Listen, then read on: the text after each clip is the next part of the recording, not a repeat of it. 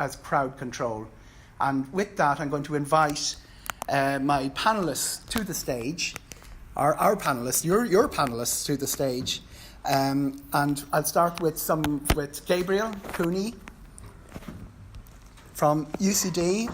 And Gabriel has a very important international role. He also assesses UNESCO World Heritage Sites. He's been dealing with this problem of large numbers of people coming into fragile sites, all in his international capacity as well. Michelle O'Dea from the OPW, and I'd bring up Brian McCarthy from Clare County Council. Some of you will have heard him speak earlier this morning. And Paddy Mattews from Fáilte, Ireland.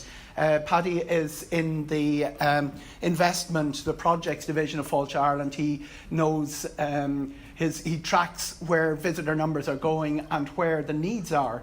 And we also have, from your own community in North Clare, Nuala Mulqueeney from the Ailwee Caves, very familiar to most of you in the room, and Niall Hughes is the chair of Doolin Tourism. As you see, we have academic, and we have OPW with Fáilte Ireland, and we have two local stakeholders as well. So a wide variety of opinions here on the stage. And what was going to happen is I'm going to start the discussion, and as we did immediately before lunch, there will be two roving mics. People who have questions and people who have statements and observations to make, you're welcome to join this discussion. It's your conference. I'm not going to be in the business of cutting people short, but I would ask people to come to the point quickly and try and limit the statement or the question to a minute or two. And we will let it run as long as you guys need it. It's your conference. We want everyone to go out of this room happy that everything, that their requirements or whatever wish list they had coming into the Falls Hotel this morning have been fulfilled. Gabriel, the age-old question of fragile environment and large numbers of tourists coming in. Have you seen movement? Have you observed internationally progress being made, a bigger understanding of this on behalf of the tourist boards who want big numbers and the tourists who are actually travelling? Have you seen progress in that way, or is it much the same as it always was?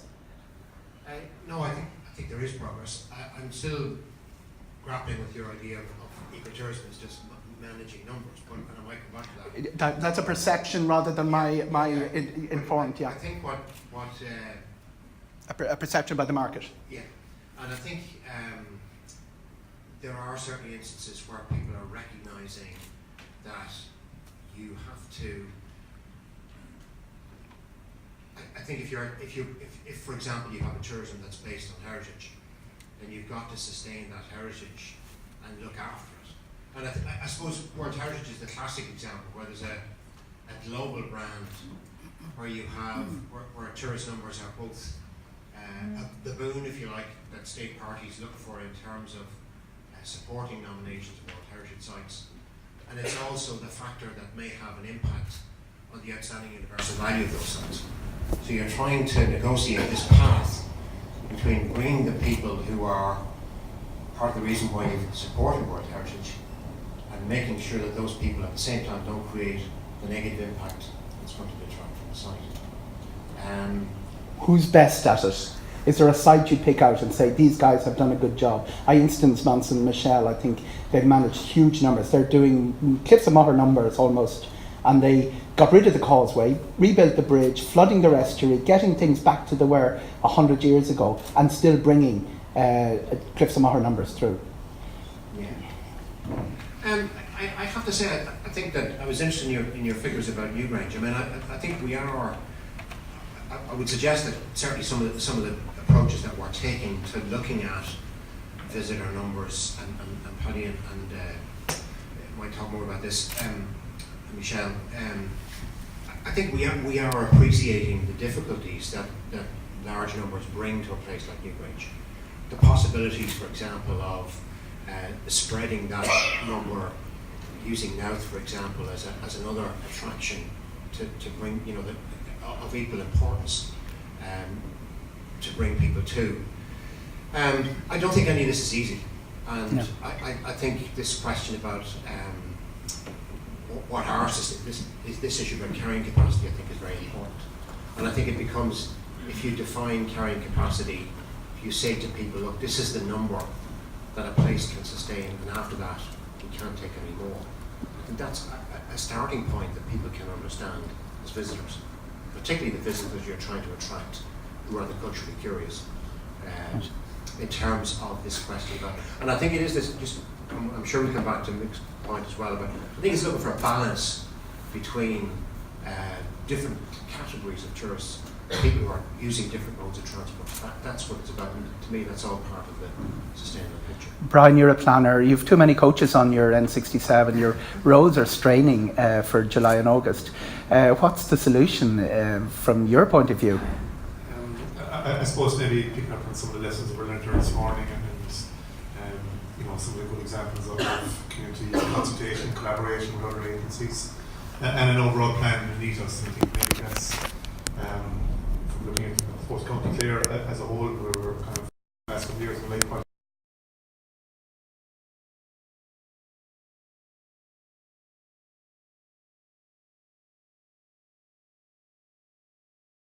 It can be replicated across these other areas of County Clare and so on. And then actually, as the day is progressing, as our thoughts have progressed, I think we're probably need an overall plan for County Clare, an overall strategy. And again, I used a comment this morning that it's not just about numbers. I think visitor numbers is probably, I won't say a lazy way of measuring things, but I think Carol touched on the satellites tourism. Accounting, yeah. And I go back to my comments at the start as well. These are, I suppose it's about tourism, it's also about sustainable communities for people.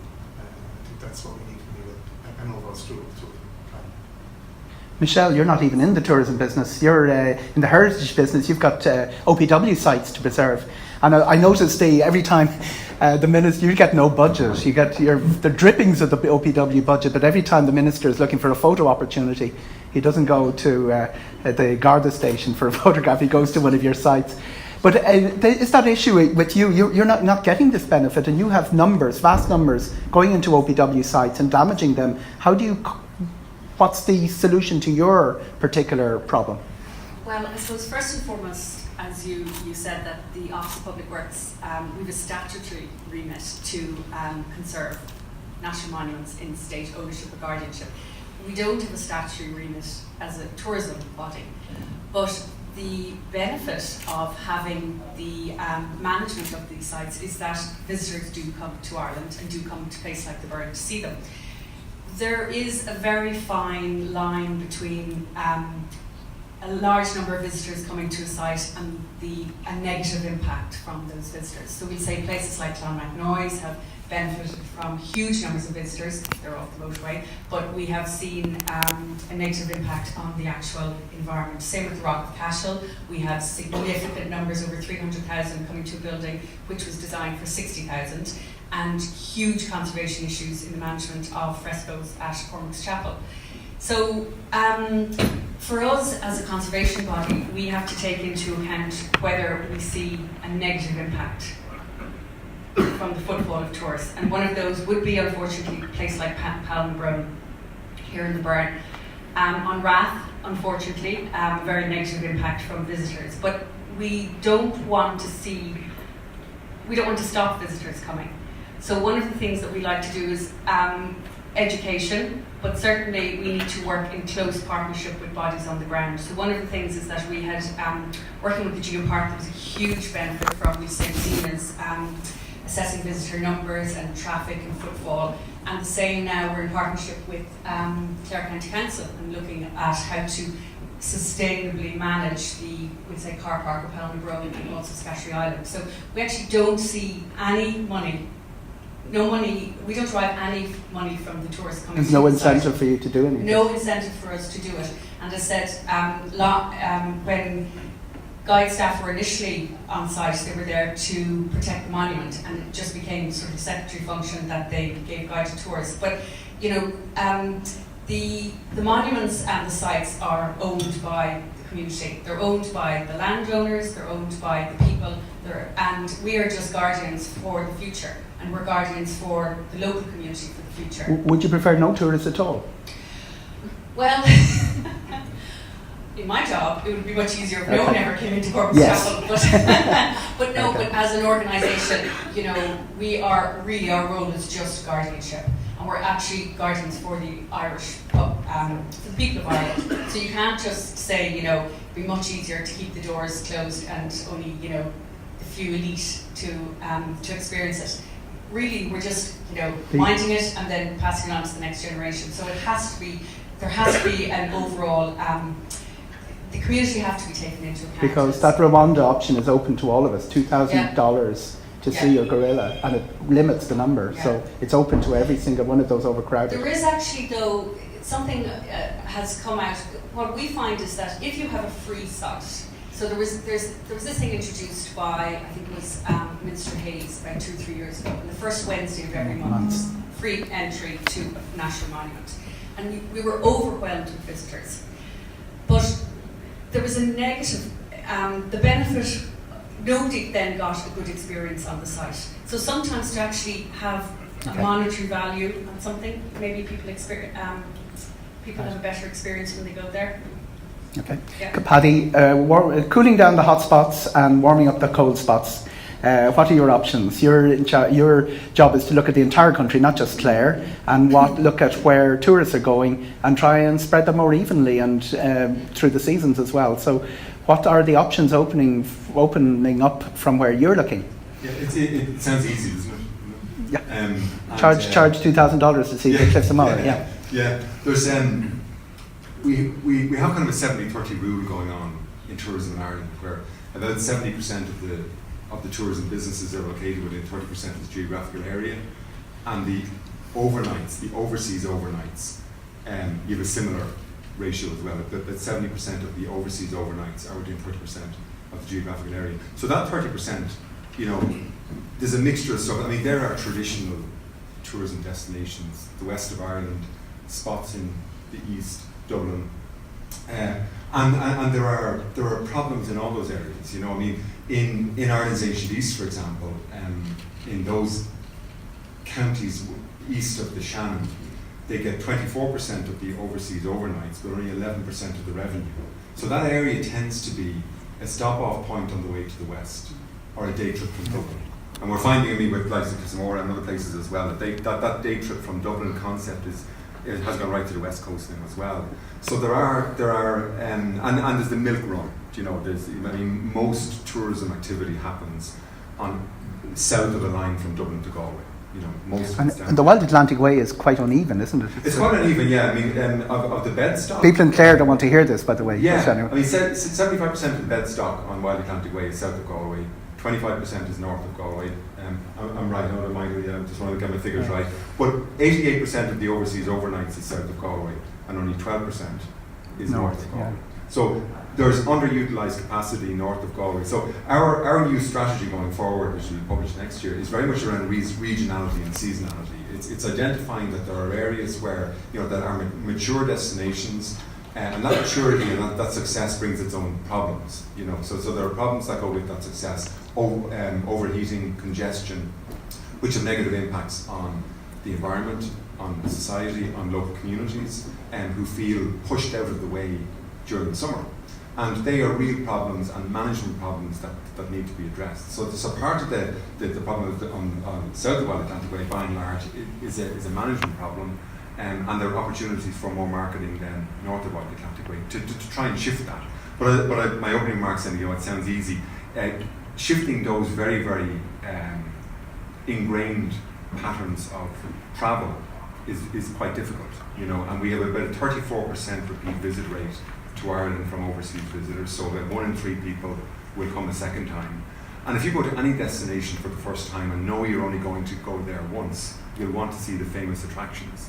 So Cliffs of Moher is a lot more famous than Slieve League. You know, if you give a person the option, do you want to go to Cliffs of Moher, do you want to go Slieve League? If they know they're only ever going to visit Ireland once, they'll choose Cliffs of Moher. You know, so there are those difficulties. I mean, what's important, and I think what the Burren Life project has done and where it's leading is and with the Burren network and with the Geopark, it's creating that stickiness around a honeypot site. So yes, everybody will go to Cliffs and Moher, but what could be done to entice people to stay longer and spend more within the area? Okay. At the moment, about 20% of the buses that are coming to Cliffs and Moher are day trips from Dublin. I think it's around with that figure. But there are incentives that can be put in place, and there are management mechanisms and incentives that can be put in place that can begin to change that. I visited, for example, recently the Harry Potter studios in Watford, and we're beginning to do this with OPW as well. OPW have taken the initiative themselves for online booking, and there are 3 OPW sites now that have online booking, and we know from the staff at those sites that the change, the transformation has been remarkable. It's a lot less stress for the visitors and for the staff at those sites. I worked as a guide when I was a student in New Range myself, and I knew that you were some days you were at the gate at 2 o'clock in the afternoon turning people away because all the slots were all gone. of the slots had all been bought, and you had very, very frustrated people that you were turning away saying, well, I'm sorry, you can't get in because it's all booked up. An online booking system sorts that immediately, and in the likes of the Harry Potter, you could have got twice the number of people in, but what was central to their mind as well was the quality of the visitor experience. Yes, they could shove twice the number of people in, but it would be more crowded, more congested for visitors, and would impact negatively on the visitor experience. So that's another factor to be taken into account in visitor management as well. And we had Nuala Mulqueeney from the Ailwee Caves. You have a very expensive investment, a very expensive place to run, huge staff. So you need numbers. This thing of congestion is not a debate that you would presumably you want to see large numbers coming into Clare and sustained through the seasons. We do. I mean, it's again, it's down to the type of visitor, and you'd be amazed what happens 2 miles in off the close road. Our visitor numbers are 150,000. That's 10% of what goes to Ennistymon. Okay. All right. So you'd be happy if it was 20. I certainly would be happy if it was 20. We have the capacity for it to be 20. There were times we're open all year round. Now we're at 12 months of the season, 12 months of the year business. But we used to be open only 8 months of the year, from March to November, and we used to see 220,000 people in that March to November period. So we have changed now. Now travel has changed as well. Travel global, it has become cheaper to do so, and we were finding when we made that big delve into the unknown that was staying open all year round. When did you make that, Nuala? It's about 22 years ago. Oh, right, okay. It was when Ryanair started the cheaper flights. We were finding the Germans and the Belgians and the French were knocking on our doors in January and February, and the Irish were probably going out to Germany as well, and we said, no, we would chance it, and we did it 3 tours a day, and it worked, and we're still at it now. The fact that Santa has joined us as well, that's a huge big part of our business. And Nuala's a lot of elves starting tomorrow. 110 starting 110 elves tomorrow. Yeah, 110 elves now tomorrow. I'm sure there's a bad pun there about a selfie, an elfie selfie. Yeah, that's right. Where to come. But no, what I'm saying is that, we're open all year round. We're seeing some of the coach tourism, we have some, you know what I mean? And my dad would have always said it, and Roger would have said it years ago, if we were trying to build our business on coach business, we wouldn't be there now. Okay. Our normal run-of-the-mill visitor are our free and independent travellers. I am not sure about booking online, making them come at a certain time of a certain day. I think they still like to be free and independent, very small percentage of our visitors book online. It's growing, certainly, but as a percentage of what pays on site, it's really is only a drop in the ocean. So I don't know. Can you? You probably can a bit more than what we're doing now. But influencing free and independent. Think of yourself as a traveller when you go for that 1 week of the year or 10 days of the year. You'd like to try and do it on your own time scale. But anyway, yeah. Okay. And Niall, Paddy was instancing stickiness. All these people coming to the cliffs and they're gone again. So presumably in Doolin, with the group, the interests that you represent, you want to see them hanging around a lot more. We do, and I'd be very concerned when Paddy says that he doesn't throw the baby up with the bathwater. If you look at some figures that we found online in relation to numbers that are coming to the area, back in 2009 there was there's twice as many people come to Cliffs and Moor now as back in 2009, but yet we have overall a 4% drop in the number of overnight people staying. So there's lots of people coming, but there's fewer people staying. So if you start moving the balance, you're going to move also the overnights, and the people that are staying are going to move to different. So you be very, very careful about who you displace and what type of business you displace. One of our concerns in Doolin is, again, the quality of life for local people, for local businesses. Doolin is a very busy spot, and thankfully most families in Doolin generate some sort of an income out of tourism, which is great. But we want to maintain that long term, but we also want to get rid of some of the overcrowding that's coming in. The volume of coaches going into Doolin has gone out of balance. We've agreed, we've looked at what way things should go forward, and basically what we're saying is things need to be brought back into balance. There's, at the moment, the volume of coaches coming through the area are intimidating our existing visitors who want to come back again. We had an email there 2 weeks ago from a family who had come over to a wedding last year in Doolin, and they saw somebody get knocked down by a coach when they were on a footpath. And the email said basically, is the problem solved with coaches in Doolin yet? And we had to say, well, unfortunately, no, there have been some improvements, because they're looking at all coming back again in next year and the following year. And it was a family of 30 people who went to all the businesses in Doolin. They were over for a wedding, and that's a huge economic impact that we could potentially lose again in repeat business. I'm going to throw it open to the floor as well, and everybody who has a question, put up your hand. There are a couple of spotters here. I'm going to ask Brian to intervene on this. We have a problem with that road. Cyclists, walkers, everybody, and coaches all together on the N67. I made a point at another tourism conference in Killarney that a major accident on that road could be the equivalent of what happened in Istanbul or something. It could wipe the credibility or damage the desirability of the Wild Atlantic Way. Are there any options for the council for a separated cycleway along the length of that N67 where the really heavy coach traffic is going?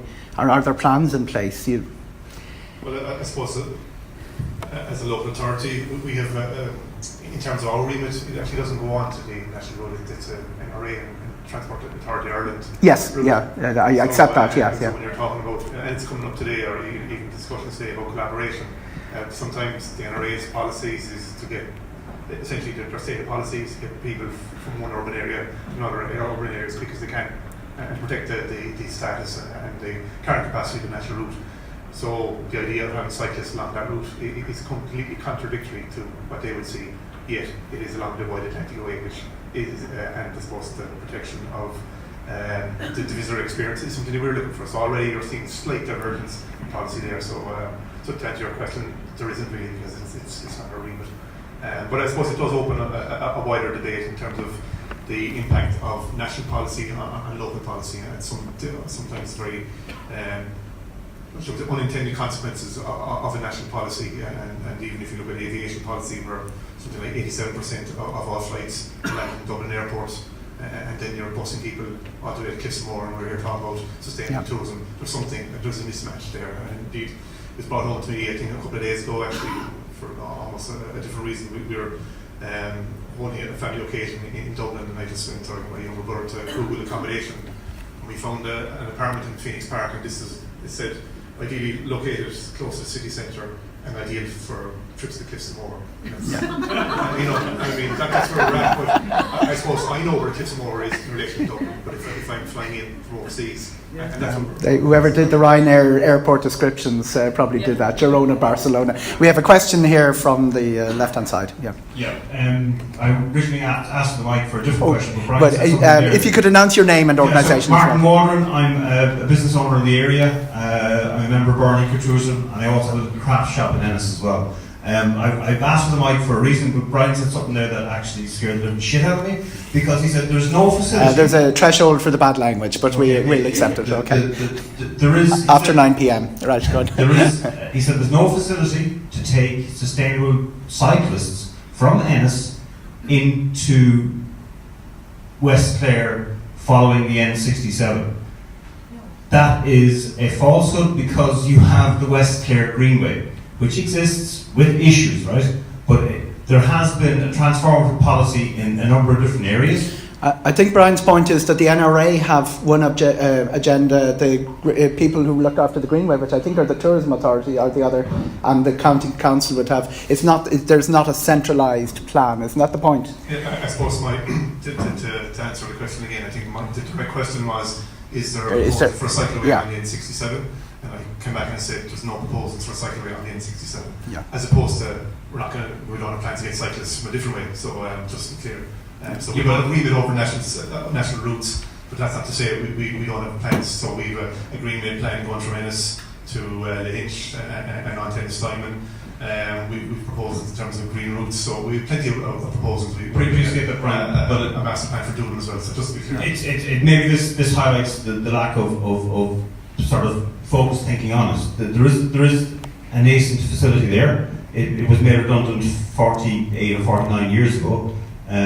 59 or 59 years ago. But there is a transformative facility that exists that would get cyclists into West Clare down almost as far as Loop Head in a sustainable manner. It takes thinking outside of the box. It takes all the agencies working together. But the actual original track still exists in some form or other. Now, sorry, the reason I was... Anyway, the main point, the first point you were going to make. It's in relation to what Paddy said in relation to bus numbers. He said 20% of the bus numbers coming to the cliffs are coming from Dublin. That might make the audience think that 20% of the bus numbers are day tours. I think the day tour issue in the cliffs is probably 60-65% of the audience are day tours, probably more. And sorry, I missed the session this morning, so I don't know what talks went around it, but I think the issue of day tours or seagull tours going into the cliffs is a major concern for all the stakeholders in the area. And there needs to be something, because there seems to be a drive in terms of what you said, Owen, in terms of this numbers game. Now, the cliffs has doubled in 7 or 8 years, and there seems to be no brakes being put on that capacity increasing. And from the outside looking in, you have Clare County Council announcing a new bus park for coach tours, which gives the impression that they're going to be chasing numbers ad infinitum. Or there needs to be a brake put on it. That's the point I'm trying to make. It's an interesting one. Does there need to be a brake put on it? There's a question over here, a point to be made over here in the centre. Austria is exactly the same size as Ireland geographically. It does 20 million tourists a year. We do 10 million. I do think that there is some, with the Barcelona protests I instanced earlier, there is a sort of a feeling developing which cannot be healthy that Ireland is reaching capacity, is going to put up the Ireland is full sign soon, and it's emanating not just from opinions in this room, but that we start turning people away. I would argue that the answer is the infrastructure to get more people to the cliffs and get them properly park and ride, and it's expensive, and it takes a lot of a major decision by somebody to put big investment in, as happened in some of the huge European sites that eventually they had to stop. I instanced Mount Saint Michel in my presentation for that reason. There's a question here from the middle as well, our point. Do you think to better control access to the borough, there should be a plan for an integrated transport linkage, say from 2 railheads, Gort, Ardrahan, with a bus from those places to nodal points around the borough or in the borough, like Corry, Nuala, Valley. Do not. Then break up the tours into minibuses then from those nodal points to spread the load, and you'd have better control then. Yeah, it's a control option, which I'm not sure if there's somebody wants to take that up as a question, but I'd imagine when you look at what's the practice around the world, it's one of the options that big tourism sites are using. What seems to be an issue here is there isn't a policy of there probably is a developing policy now as how to manage that. Does any of our panel, does Brian want to come in on that, the policy of managing the Coach Park initiatives, all of those things that are happening on the Cliffs side? Yeah, I can see Catherine pointing her tongue. Yes. If Catherine wants to come in, I'll happily speak, although I'm not. I know you're not Ennistymon. That gives you the freedom to speak, Catherine. There. No, there's You can say what you like now. around, and I just want to correct some of the figures being mentioned. First of all, last year, 2016, 17% of visitors came to the Cliffs of Moher on a day tour bus. That's still almost 250,000 visitors, but it's 250,000, not 60%. The other point is that the Cliffs of Moher have had strategies in place for the past 2 to 3 years in managing the day tour business. And in August of this year, there were 3% less day tours visitors to the Cliffs of Moher than there were in August of 2016. And then the other point I wanted to make in relation to the Coach Park, basically the infrastructure work that is taking place at the moment at the Cliffs of Moher will not in any way increase capacity for coaches at the Cliffs of Moher. It is a management building in order to manage the numbers, and you replace a temporary porta cabin that has been used at the entrance where the staff are actually turning business away. Now, none of those are those are all facts. Those are all the situation as it stands.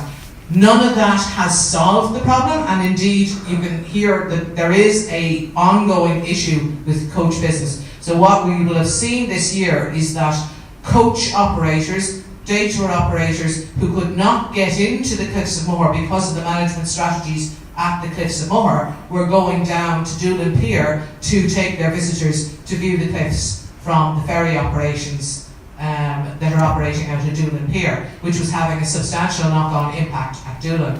So, I'm not here to speak on behalf of the Cliffs of Moher, but I did just want to correct some of the points that have been made. Thank you very much, Catherine. I would agree with Catherine on that. There have been restrictions put in at the Cliffs which have helped at the Cliffs, but all it's done is move the problem. We now have a situation in Doolin where we've got double-decker triaxle coaches coming into the village as a response to some of the policies put in at the Cliffs, because you would have operators where you only 2 coaches, and what they do now is they just get a much bigger coach. And Niall, what's the solution? You're living with this every day. Some of the solutions we see is ban triaxle coaches from the villages and towns in the geopark. Those coaches historically weren't there. They've only come in the last 2 or 3 years because the demand has grown for day trips from Dublin, Galway, all over the country. So it's banned the really big coaches. I mean, those big coaches, they're bigger than some of the buildings in the street. There was a traffic jam there 2 years ago whereby you had, 15 coaches backed up through a village. And on a picture at home, it's scary. Like the coaches lock out the whole village because they're an absolute mess. And there's no need for those youth coaches. I mean, the response to restrictions that the Cliffs of Moher have put in is that coach companies bring bigger coaches. They're always putting on extra coaches as well, additional coaches. There's a major problem with enforcement of licenses. But you're turning away business now for not just your own part, but the whole community, business community. I disagree, because the problem is the Geopark did a coach survey in 2014, and the Sustainable Transport Group within the Burren Tourism Network, which I'm involved in, did some analysis on that and some of the Fáilte Ireland data that we had as well. And what we found was the average spend on coach tourists within the Geopark was less than €7. Yes, but outside of your own backyard, you're turning away. Your visitor experience is being damaged of coming to Ireland because of a restriction on coaches. Is there any other way around this? I mean, banning them from the villages. Can we park them and bring people in on foot, or is there? Within the Geopark, the infrastructure is not there. So you're talking about putting coach parks in Ennistymon off the motorway, and then running smaller shuttle buses. Which is our solution from the floor there, yeah. It's a possible solution, but and smaller coaches have a much less visual noise impact and road usage impact on the infrastructure of the area. I mean, to mention earlier by Paddy, maybe the cliff should be seen as a premium site, not an exclusive site. Like, we're not trying to, a gentleman earlier on made the point that, should the Burren, we don't want to see the Burren going to be a rich man's paradise. There's room for budget travellers, there's room for top-end travellers. But what we've seen in Doolin is there's no more dorm rooms and hostels. There used to be at one stage, all the hostels had dorm rooms. That market is gone, but yet there's lots and lots of dorm rooms up in Dublin. Right. I saw Nuala nodding. Do you want to come in? And I have a question coming from over here as well. No, I certainly, I would hate to become the premium men's paradise here in North Clare. We, historically, we have an ethos that we welcome everybody, Okay. And I was just chatting with Niall in preparation for today's thing, and when he spoke about 3 excellent double-decker coaches, I mean, some of you might say this is a bit naive. We don't have those on the R480, which is just 2 miles from the road, from the N67, and then you come to us in the R480. It really feels like a rat run, to the cliffs and back again. And back again. My one big concern is, and I do think now that the strategies that are coming from the County Council, and we are being heard, there's no doubt about it, that the local authorities and that are hearing us. But the placards of you're welcome to the county, but only between 11 and 5. I despair. I really do, because there is plenty more space between 11 and 5 in North County Clare. But I do believe that the management of the numbers that are coming to the cliffs will be addressed. It has to be addressed. I just have to tell a small story, because I was in Knock recently. All right, don't ask me why I was in Knock, but I was in Knock, and I went with the parish priest. I was driving him, and my own little daughter in the back, who wondered why Knock was so holy, and I had to give her a quick tutorial up the main street. But we went to the loo. All right, and I thought about it, and it was just around the time when we were talking about when the announcement had been made about the new car park or the developments, and I looked at the 56 cubicles for the ladies that were in Knock. Now, if there is never a seagull tourism as a pilgrimage to Knock, there you have it. All right, you come, you say your prayers, and they're dealt with, and they're dealing with them, and have been dealing with them. Since Martin Waldron was making sandwiches for Pope John Paul II in 79. Well done, Martin. I mean, and it can be done. You know what I mean? And it has to be done. I mean, it's probably a bit more visual, and I'm being a bit tongue-in-cheek here. Do you know what I mean? But at the same time, infrastructure is what it's all about. Infrastructure. And I believe that the council's remit of the Cliffs of Moher to do that will happen. But one thing I do know, coming from a second-generation, 41-year-old business, is that it takes time. Nothing's going to happen overnight. We have a question at the back, and I think we have one coming to the second row as well. Is who has a microphone there? Yeah. Just a comment on you comparing Austria and the numbers to Ireland. Yes. What people coming to Burren and to Ireland to see is the landscape, the culture, the farming, the peace and quiet. Basically, you can't compare that to Austria. We should be comparing, instead of numbers, we should be comparing the quality of the visit, the quality of the stay. It shouldn't be a numbers thing. And comparing numbers between different countries, things are very dangerous. We have very different substrate. We have much wetter climate. We have much different landscape underfoot, and that's what people are coming to see. So part of this whole project was to marry the two, and it just seems like this discussion, parts of it, we've gone away from that. We're talking about numbers instead of talking about the quality of the experience and protecting what's here. Yeah, and that feeds us back into numbers versus spend, the old debate. I just want to, that's a big lesson I've learned today in all of this, because the Shanlestry Way is going to be a whole new tourist destination, but it's just interesting to see with overdevelopment, overcrowding and everything, and I think, as my colleague here said, it's about an experience, it's the tranquility speed. So I think what I'm taking away from this today is that on the Shanlestry Way, we're going to focus on that for the experience. Yeah, and I have a second row question here as well, and the one at the back as well, or point.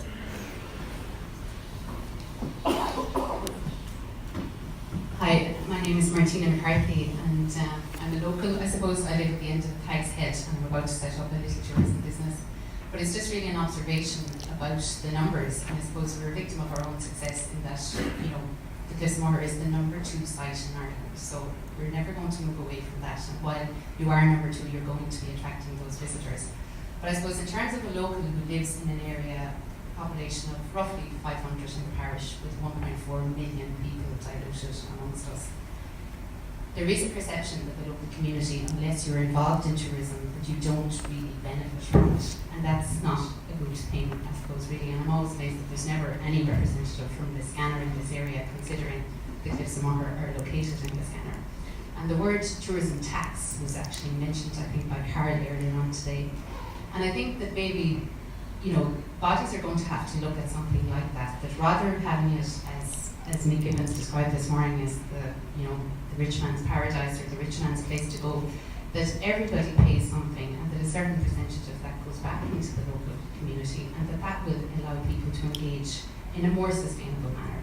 And I think there's an absolute need for councils and various other bodies to look at that, because we are besieged with buses and cars, and again, it would be really important, and it would be a way of I suppose, spreading it around. And that's the lesson from Venice and Barcelona and places. And we've a question at the point My of understanding is that's what the model of the Cliffs of Moher was originally supposed to be. It was seen as, it was run by the local authority, it was seen as being developed, and that there was going to be input back into the community from that.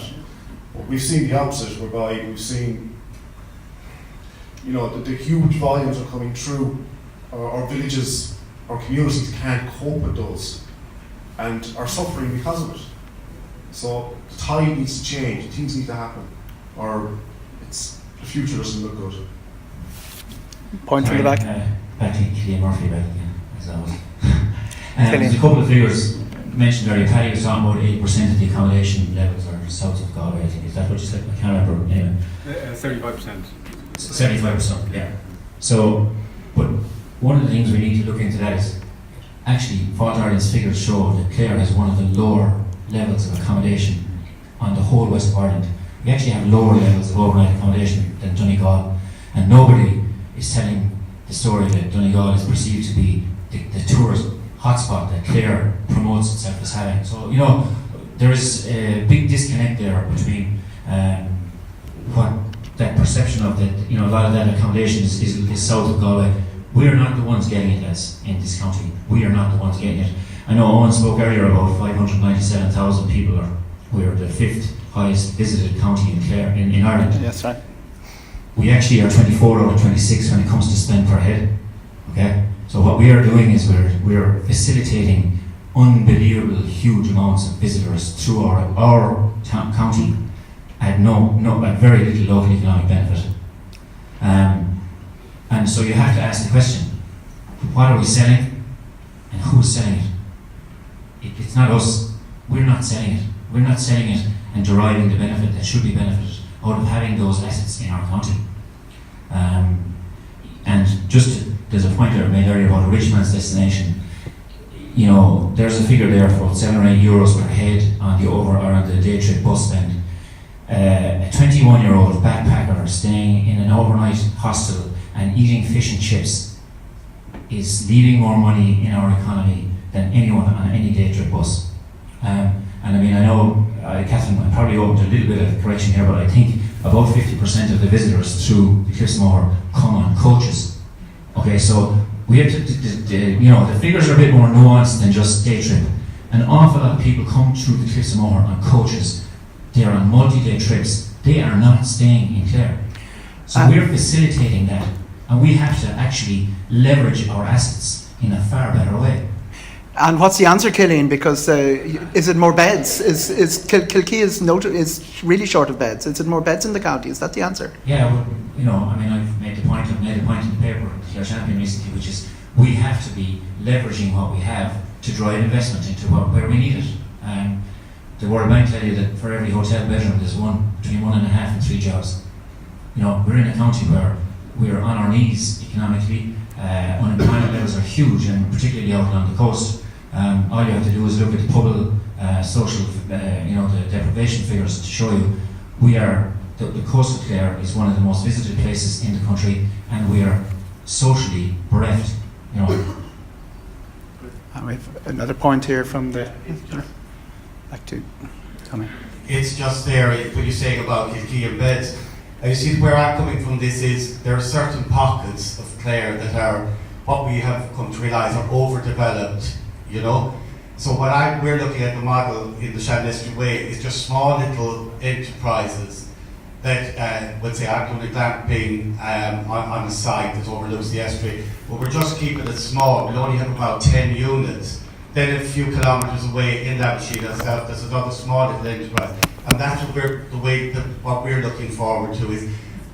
It's not about creating more beds in a particular area so that it's congested. It's spreading it out so you're not over-congesting different areas so everybody gets a benefit. And basically you have a low impact then on the local environment. And I think that's probably would be appeal to communities as well, where they're not going to be overcrowded, because I think that's one of the things with Doolin. Because I remember as a young guy going up to Doolin and it used to be beautiful and lovely up there. Now it's overdeveloped and I don't visit there anymore because of that, and that's what we're keeping in mind as well on the Shannon Estuary Way now as a new development. We're coming to the end of our hour. I can let it overrun if the people feel that if the mood is there for it.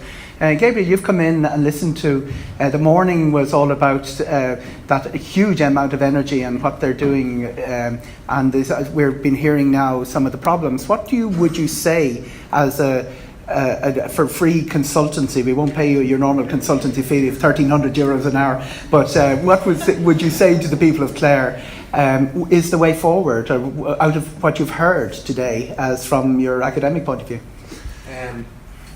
One, that it's not going to happen overnight. Going back to the point, these things take time, to what Carol was saying as well. It's a work in progress. But the phrase of integrated management is what strikes me, and that it's not about looking at the Cliffs of Moher in isolation.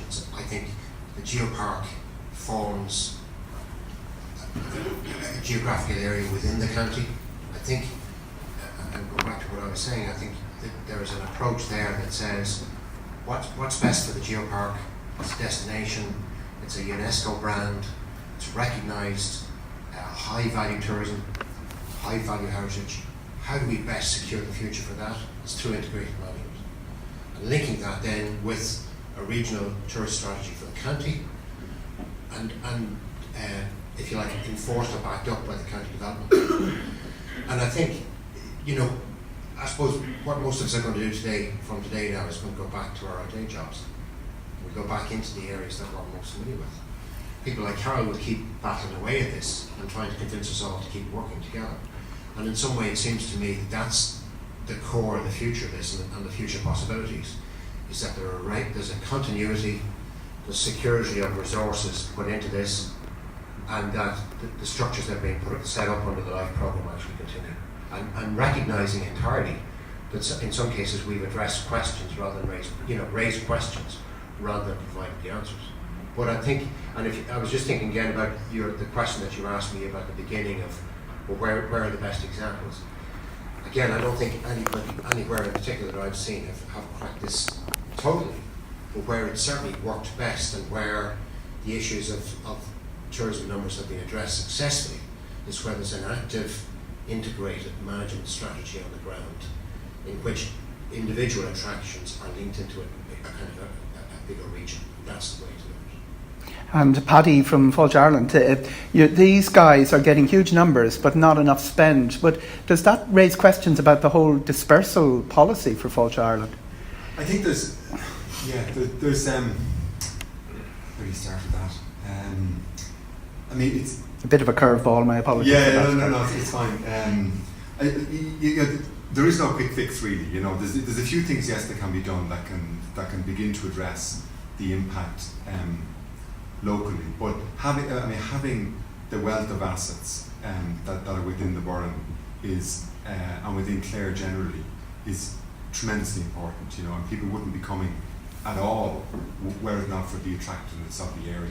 It's how visitors are then managed within that, and how we begin to ensure incrementally, and it will be slow, it won't be an overnight thing, how you entice people to stay longer within the area, to incrementally increase the overnights. And Killian's right, that 75% south, large parts of Clare are an anomaly in that. You know, they're not getting the overnights at all. But it's the same as much of the east of the country. You know, there's that you know, an awful lot of attractions there are day trips and are stop-off points, and people will not spend the night and will go on and will leave very little money behind them. You know, for our part, what we're doing is, I mean, with the Wild Atlantic Way having been developed, we're now into the phase of looking at loops off the way, and the first two are the Burren and the Shannon Estuary, and they're seen as mechanisms which will begin to disperse visitors further, or at least give them good reason,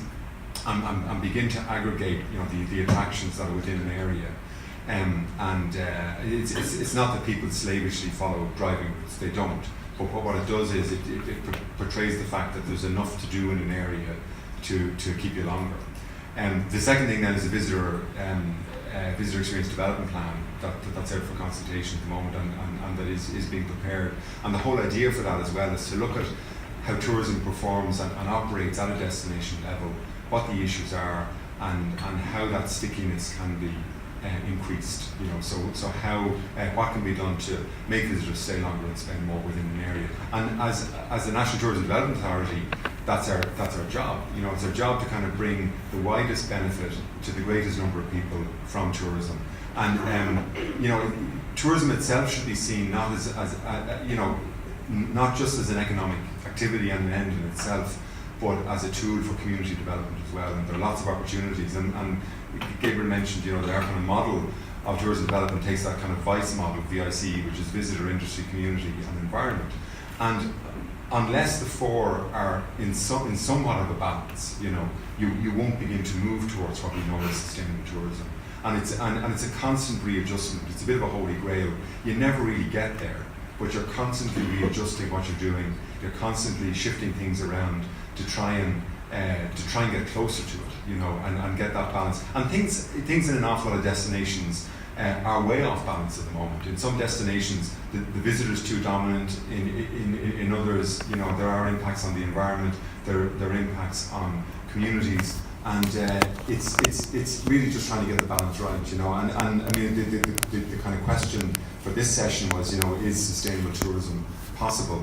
I think getting closer to it is possible. You know, it is a bit of a holy grail, because you're constantly trying to readjust and rebalance. But I think I mean, there is no initiative like what's being done with Burren Life at the moment anywhere else in the country. It's a tremendously groundbreaking. It's a huge credit to everyone from where I'm looking. It's a huge credit to all of you guys. The fact that they've gained so much buy-in at so many levels for something like this is a real model for the rest of the country. And if you know, I'd be very, very hopeful. That the problems that we're currently seeing can be addressed, but it's not going to be overnight. You know. I'm slightly running over time, and I want to put another question to Michelle. You're coming from the heritage side.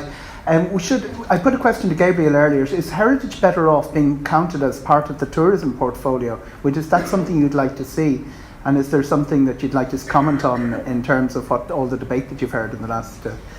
I think tourism, heritage and tourism are linked, and there's just no getting away from it. And I think the draw that brings people to the Burren, the draw that brings people to County Clare is its unique heritage. Great. I know I'm looking for another question. Yeah, let's go. I personally think that there are a huge amount of bodies and organisations responsible for heritage, and looking back to a time where it was more integrated, we were far more successful. At the moment, there are too many decision makers and making decisions in isolation. So by the time actually something happens on the ground, there's a lot of people who've been left out of the equation. So I personally think that I would like to see a much more integrated approach from my conservation background. I just want to say that I'm actually in awe of what has been achieved here in the Geopark. I work from Donegal down to Clare, and there are amazing monuments, amazing heritage built and landscapes all over the country, but the unity that is here in the Burren, in the Geopark, is just outstanding, and the information you can tap into so easily it's a fantastic initiative, and I really would hope that the success continues Sorry. And we've come to, you've actually echoed the very first point that was made today about integrated decision making. Yes. Okay, we're 2 minutes over time. I'm happy to let it run if there's any points to be made from the Nuala wants to make a point, and if there's anyone else wants to make a point, put up your hand. I'm happy to let it overrun. I won't be cutting anyone short. Will we let this gentleman in and then Nuala? Yeah. Thank you. I'm Shane Casey from Dublin Bay Boys here. And firstly, we're hoping to bring one of the Burren Ecotourism Network to Dublin Bay because it's a very lovely state. So there's some fantastic lessons learned from today. However, I just want to pick up on the point in relation to tourism and heritage. I am open to correction, but as far as I'm aware, Fáilte Ireland doesn't have a heritage officer, and the Heritage Council or National Parks don't have a tourism officer. So there is a disconnect, and the only way it seems to address that is through partnership. However, there is a very good model within Clare County Council in two areas. Firstly, in the Geopark, where you have people like Sina and Tina who have been brought in as experts in different areas to work collaboratively, become a single organisation. And secondly, for Brian's area, in the planning department, where you have a heritage officer, conservation officer, enterprise officer, planners, all working collectively together. Is that a better approach than trying to bring partners together where you have very different agendas and objectives? I just want to introduce Fáilte Ireland's Environmental Officer, Maeve Walsh, she's at the back of the room. So, excellent, thank you. But I mean, we've established a partnership with OPW, National Parks and Wildlife Service, Queech, Waters Ireland, to bridge the gap that exists between those organisations. I mean, we tend to, as I say, organisations, look for what makes us different and our different remits rather than recognising the common ground that exists between us, which is much larger than any of us would probably care to admit. And there's huge common ground, and the partnership we've had with OPW over the last couple of years, we've I think invested something in the region of 17 million now over the last 18 months into OPW properties, where we feel there's great collaborative work that we can do together, and we've continued that work with them, and we've made huge strides with them on a whole range of issues, and we've begun to understand better ourselves what their needs are, and it's really only within that spirit of partnership that we can work together, and it's been very successful with OPW so far, very successful with National Parks and Wildlife Service, but it'll get better over time as well. And Nuala is waiting to come in as well. No, with my other hat on, I'm the PRO of the Burren Ecotourism Network, and we've been kind of quiet here. We've been sitting there. There's a line of members all along there, be the establishments like myself or hotels, accommodation, and that sort of thing. We have benefited greatly, hugely, from the relationship between the Geopark and ourselves. We've some mighty women here in the front row here that have given their time and convinced us, There was a lot of talking goes on, and a lot of meetings, and all I want to do is corroborate what the girls were saying this morning. What did you say, Tina? It was a sweet spot. We've been extremely spoilt because of that funding from GeoparkLIFE, you know what I mean? And we stood in Corry, and I remember saying to Clare, you've got to put pounds, shillings and pence in there, because that's what people understand. The amount, you said 2,000 hours over whatever amount, but there's money, that, all of that training had to be paid for. Ailwee Cave has benefited hugely from the trainings, from everything. Do you know what I mean? And hats off to GeoparkLIFE and hats off to the people who got it. And but of course we're at a crossroads now, because we have to become sustainable ourselves. So there's no point in saying, because if we fall apart at the seams now, what was it all about? Do you know what I mean? But it won't. I think there's a rejuvenation. Or Eoghan said she's feeling like she felt 8 years ago. So now I've said it out for you now, Orla. All right, okay. She was enthused 8 years ago when the network was set up, and she's enthusiastic again. So that sounds good for the future. Thank you. If we're all happy to finish, tribute to the mighty women in the front row. I think that's an appropriate way to finish. Thank you. Niall, Gabriel, you're a wonderful audience, and a round of applause for our wonderful panellists here. I think everyone gave their top and Thank you.